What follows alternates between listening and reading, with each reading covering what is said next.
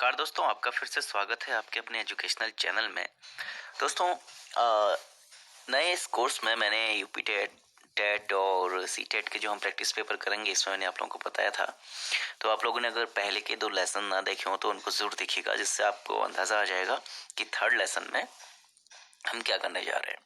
पहले 2 लेसन में मैंने बाल विकास एवं शिक्षण शास्त्र और हिंदी के 50 क्वेश्चंस सॉल्व किए थे और 51 नंबर का जो क्वेश्चन है ये आप लोगों को दिया था कि इसका सही उत्तर आप मुझे बताएंगे। तो चौराहा कौन सा समास है, ठीक है, आप लोगों ने ये बताना है। तो जहां पर भी किसी भी नंबर को अंकित करता है, चौराहा में क्या होता है आप लोगों को पता है कि एक रास्ता इधर जाएगा, एक इधर, तो 4 दिशाओं में अगर रास्ता जा रहा है तो इसे एक तरह से चौराहा हो गया, ठीक है।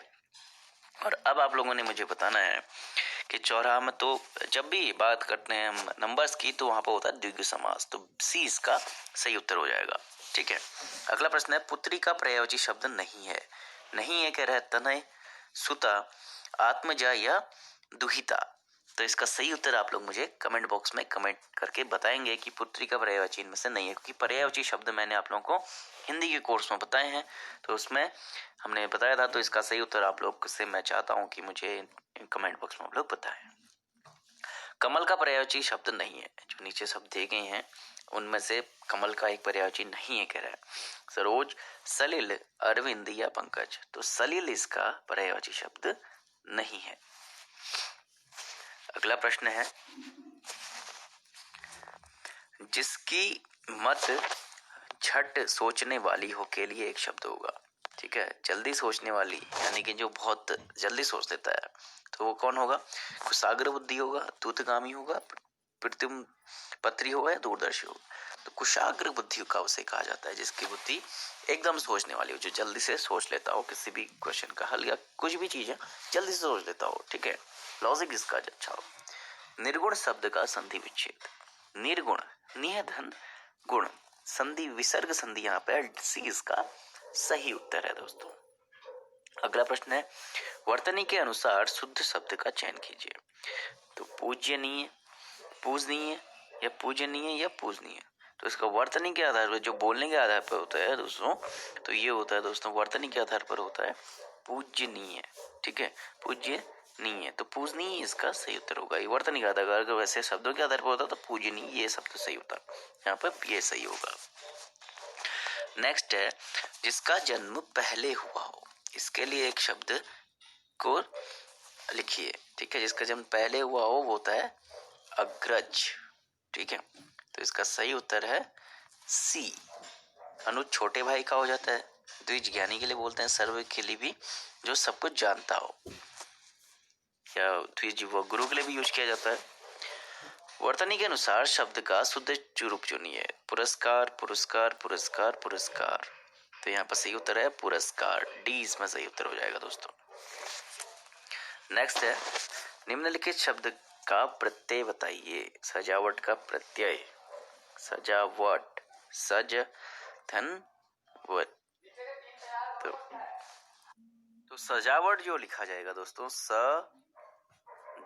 सज धन आवट, तब बनेगा ये सजावट। तो सही उत्तर क्या हो गया दोस्तों आपका? जी हाँ, आवट, B is the right answer. लड़का पेड़ से गिरा, उपयुक्त वाक्य का कारक बताइए। संप्रदान, अपादान, कर्म या करण। तो दोस्तों मैंने आप लोगों को पहले बताया कि जहां पर भी से अलग होने का भाव आता है, ठीक है, पत्ता पेड़ से गिरा, लड़का पेड़ से गिरा, तो यहाँ पे क्या हो जाएगा, से जहां पर आता है वहां पे होता है अपादान कारक, अलग होने का, ठीक है। यहाँ पर आप देख सकते हैं कि अलग होने का भाव, जैसे से में क्या हो रहा है कि अलग होने का भाव जहां पे भी आएगा, अलग होना यहाँ पर आएगा तो वहां पर आएगा आपका अपादान कारक, ठीक है। अपादान को आप ऐसे कर सकते कि अलग, जहां पे भी अलग बोला जाएगा वहां पे कोई अलग होने का भाव आएगा किसी चीज से, तो वहां पे हो जाएगा आपका अपादान कारक, ठीक है। अब अगला प्रश्न देखते हैं। प्रश्न क्या, नया सेक्शन आ चुका है दोस्तों हमारा, जो सेक्शन सेकंड है इंग्लिश लैंग्वेज का, ठीक है। इसमें हम 50 क्वेश्चंस आप लोगों को दिए गए हैं जिसमें से आपको करने हैं सही उत्तर, ठीक है, और सभी कंपलसरी होते हैं इसमें, क्योंकि रॉन्ग मार्किंग नहीं होती है, ठीक है, निगेटिव मार्किंग नहीं होती है। Choose the sentence where the comma is placed correctly. अब आपने एक ऐसा सेंटेंस चुनना है इसमें से जहाँ पे क्या है, कॉमा को करेक्टली प्लेस किया गया है, अच्छे से लिखा गया है।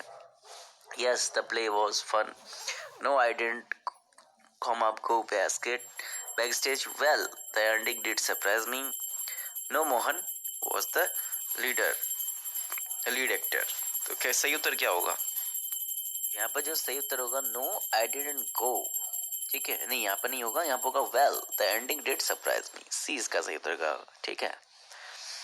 Choose the option which gives the correct abbreviation. सही एब्रीविएशन किस में दिया गया है? JNU 12 1965 Lakshmi paper camp century में 15 नॉर्थ सेंटर्ड। तो करेक्ट अब्रीविएशन यानी कि जो छोटा रूप दिया था ना, जैसे LIC MIP MIC, छोटे रूप जो होते हैं किसी भी शब्द के, तो किस में सही दिया गया है कह रहा है ये, ठीक है। जनवरी लिखा गया है, सैटरडे लिखा गया है, ये नॉर्थ सैटरडे लिखा गया है, ये लक्ष्मी, ये तो पूरा दे दिया गया है, ये नहीं है एब्रीविएशन करेक्ट, ठीक है। और इसमें जनवरी में डॉट नहीं लगाएगा, नॉर्थ सैटरडे, ठीक है, तो कॉमन ही आएगा यहाँ पे, तो यहाँ पर JN होना चाहिए ऐसे, यहाँ पर सही दिया गया नॉर्थ ST, सैटरडे को ST से जो है दिखाया जाता है, JN को जनवरी को JN होता है, सेट को ST होता है, तो यहाँ पर सही उत्तर है D। Choose the correct spelling. अब आपको यहाँ पर सही स्पेलिंग चुननी है दोस्तों। कैलेंडर कैलेंडर कैलेंडर कैलेंडर, ठीक है, कैलेंडर ही है, लेकिन कहीं पे जो कैलेंडर की सही स्पेलिंग होती है वो क्या होगी दोस्तों? CALENDER, कहीं पे दिख रहा है ऐसा आप लोगों को? तो यहाँ पर जो सही उत्तर है वो है फर्स्ट, ठीक है। अगला प्रश्न है choose the correct spelling. Spelling सही चुननी है आपने। प्रिविलेज प्रिविलेज प्रिविलेज प्रिविलेज, तो प्रिविलेज की स्पेलिंग क्या होती है दोस्तों? PRVILLEZ, प्रिविलेज, ठीक है, किसी भी चीज को प्रिविलेज देना जी। तो सही उत्तर क्या होगा इसका सही उत्तर आप लोग मुझे कमेंट्स में बताएंगे, ठीक है। नेक्स्ट है what does the phrase cream the crop mean, ठीक है। एक यहाँ पे आपको कहावत दी गई है, क्रीम द क्रॉप माने क्या होगा? Putting cream into coffee, the roast of a group, taking a cake, the best of a group.